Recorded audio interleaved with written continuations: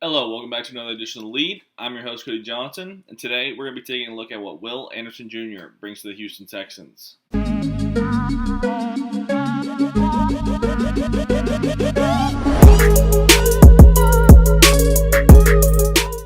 Will Anderson Jr., edge out of Alabama. A guy that had over 30 sacks and 200 pressures in his Alabama career. And in 2022 alone, he tallied up 65 total pressures, 14 sacks, 9 QB hits, and 42 QB hurries. Now, I want to emphasize here to start off that Alabama asked Will Anderson to do a variety of different things. Things that didn't really fit his skill set. As you can see here in this photo, I can't draw yet. I'm looking for an app that allows me to do that. But Will Anderson, you can see here lined up on the inside eye of the offensive tackle as a 4-eye technique for those of you that don't know.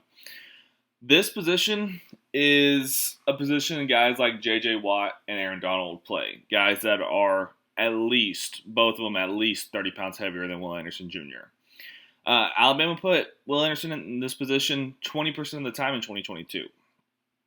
This leaves you more susceptible to double teams, have to handle double teams in the run game, don't have much help on the outside, etc. Right? So when you consider the fact that he was playing a position he will never play in the NFL 20% of the time at Alabama last year, 65 total pressures and 14 sacks, it's pretty impressive numbers.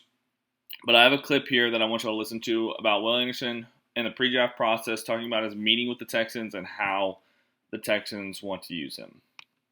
Texas, you had meetings. How did they go? Went great. The staff was great. The facility was great. The people were great.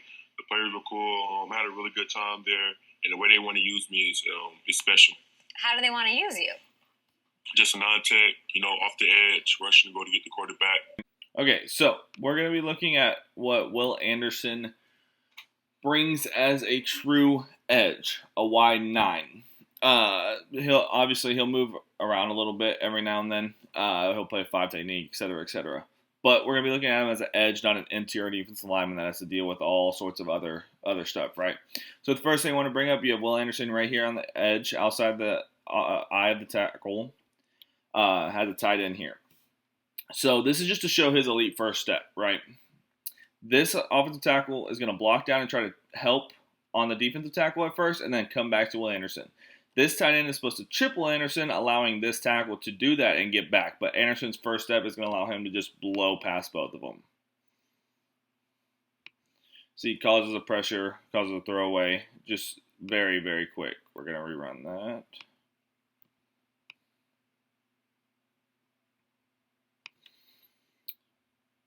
So, first step is elite. Get off is elite. Timing is elite. There is a tendency, though, that he will false step, especially when in 2-point stance. You can see it right here. I'm going to play this, and I'm going to let y'all watch, and then I'll explain it.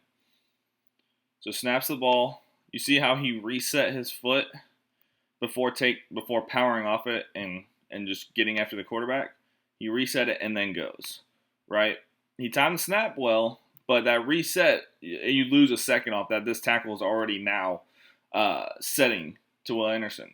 So, not a huge deal, but it will need to be cleaned up in the NFL. He already has an elite first step and elite timing, but he can clean up these false steps.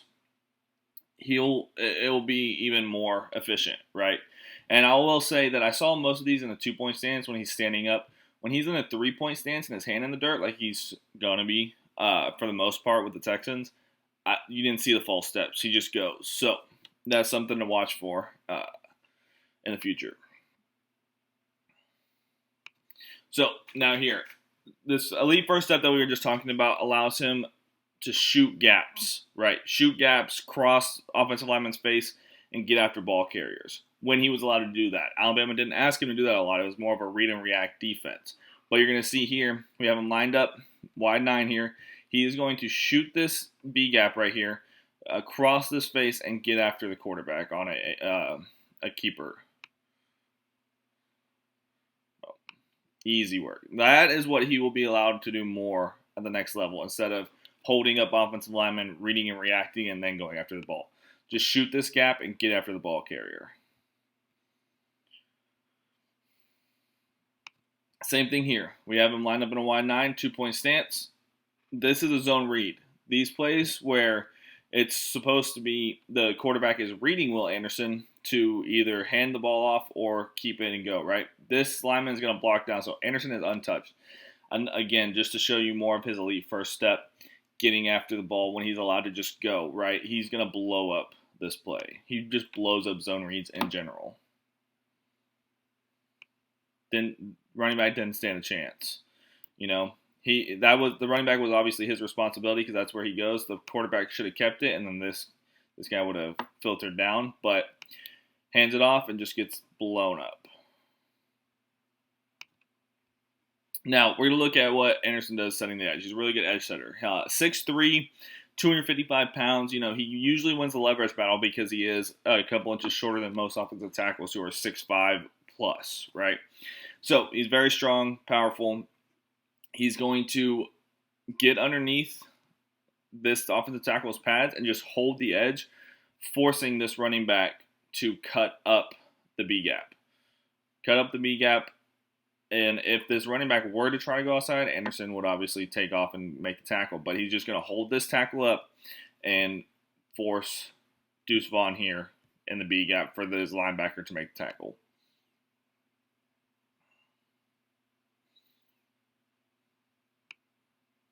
Linebacker and DB, right? So just forced that guy, stood him up, didn't let anything out to the outside. Very good edge setter. He's very consistent. That's littered throughout his film, just holding guys up. Like I said earlier, 6'3", so he usually wins the leverage battle, and he's strong. So very good edge setter. Okay, now we're going to look at how Anderson deals with pullers. Now, there's two ways he deals with pullers, and it depends on if he has outside help. Like you see here, it's not his job to contain the edge, or if he doesn't have that outside help. This first play, he does have that outside help, so it's not his job to contain the edge. This guard is going to pull.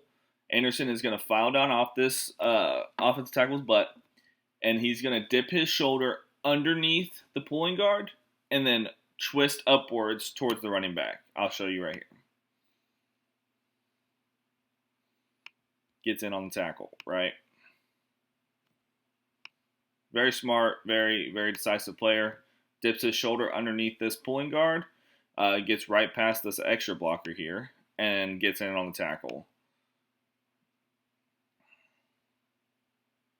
And now, the other way he plays it, he is the edge defender here, right? He does not have help to the outside. So the way he's going to play this is similar to the way he set the edge. He's going to file down off the tackle's butt. This guard is going to pull, and he's just going to put his inside shoulder into the chest of the guard, and he's going to contain on the outside, not allowing the running back to get outside of him. You'll see right here. Puts his inside shoulder into the pulling guard, actually pushes him back into this blocker, forcing this running back to cut back into a bevy of other Alabama defenders. Very good run defender, if you couldn't tell. One of the best run defenders, even for his size, in college football last year.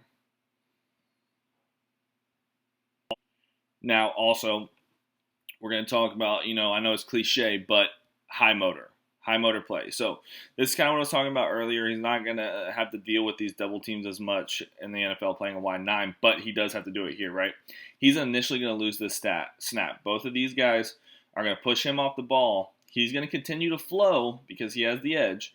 Flow, get back into the play, and make a tackle. Watch here.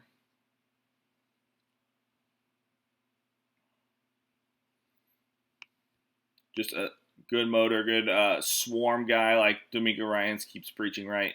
Fits the bill perfectly. See, pushed off the ball. He's losing this rep right here. Fights through it. Makes a tackle for no gain. I believe that was no gain on the play. So now we're going to get into his pass rushing ability. This is where he needs a little bit more refinement, more work, hand counters, etc., right?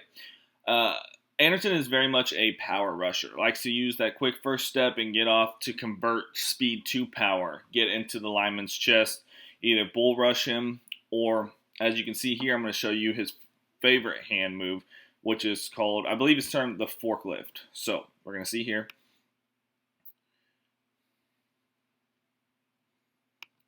He's rushing into the offensive guard. So what he does is he's going to time this guard's hand punch.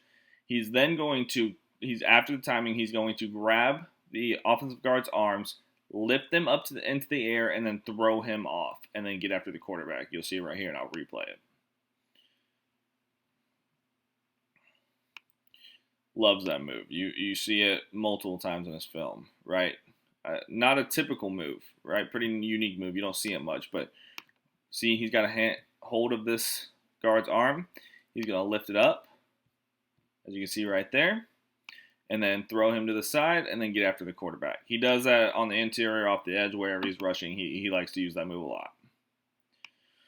So now, like I mentioned earlier, hand counters. This is where he needs some refinement. When his speed to power rush doesn't work, especially against stronger offensive tackles like you see here against Darnell Wright, there's not much to counter it. A second move, a plan for a second move to get after the quarterback. You see he just kind of stalls out.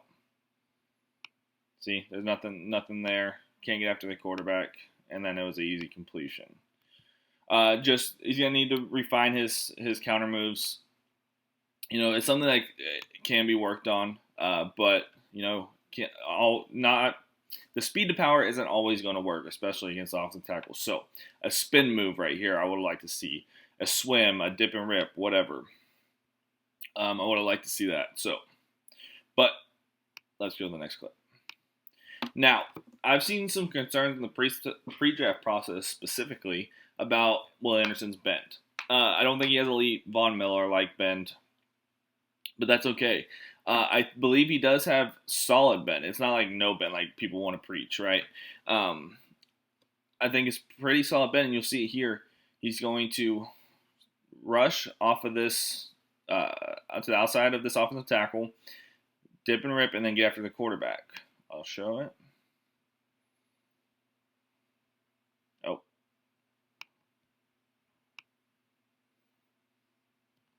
Not a dip and rip, I apologize. A hand counter and then a rip right there. See, solid bend. He's able to turn the corner and get after the quarterback, force him out, and then still make the tackle.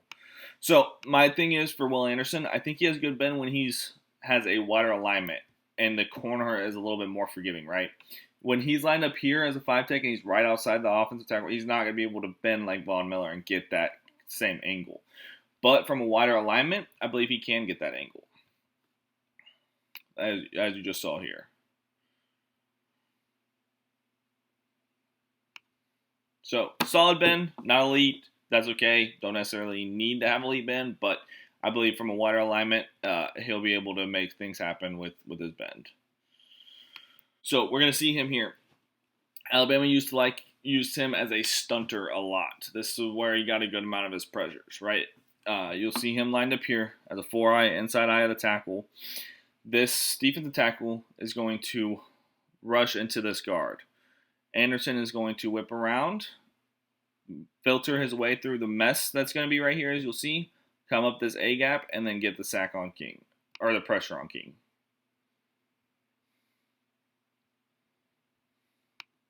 So,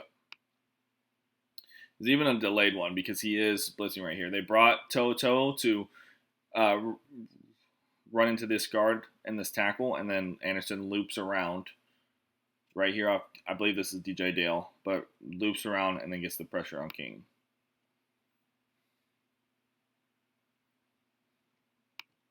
But he also, when he's not the looper, right, when he is the guy that sets up his teammates, he also does a good job. So as you can see against Darnell Wright right here, he's going to initially rush out, forcing Darnell Wright to overextend, and then Anderson's going to cut inside. His objective is not to get after the quarterback here. It's to slam into this offensive guard.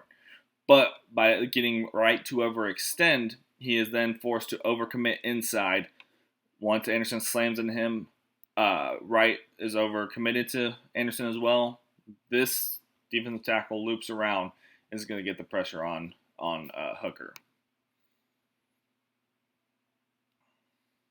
See, they're both occupied with Anderson.